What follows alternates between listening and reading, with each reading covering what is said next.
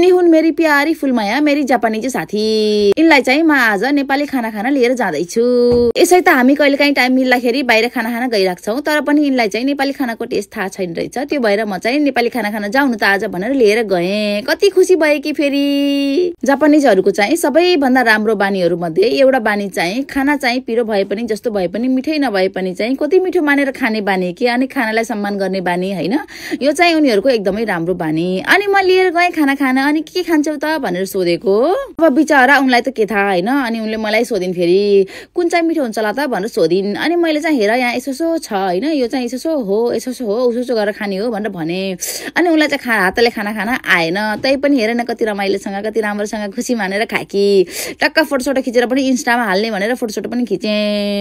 केटी मान्छे फेरि आफ्नो जात जनाइहाल्छन् के। मोरीले पनि टक्क खानु भन्दा अगाडि चाहिँ फोटो खिच्ने भनेर जबरजस्ती 2-3 चोटि फोटो खिच्न लाएर फोटोसोटो खिचेर इन्स्टामा टक्क हालिहालिन्। त्यहाँबाट हामी जान लायम खानसाना खाएर सकिसकेपछि हैन। अनि त्यसपछि स्टेसनमा आएर बाई बाई गर्यौं। छुटिन मन त थिएन, तर पनि बाध्यताले छुटिनु पर्यो। भोलि बिहानसम्म चाहिँ छुट्टीमै र आजको राति राम्रोसँग बिताऊ, भोलि बिहान काममा भेटौँला भनेर फेरि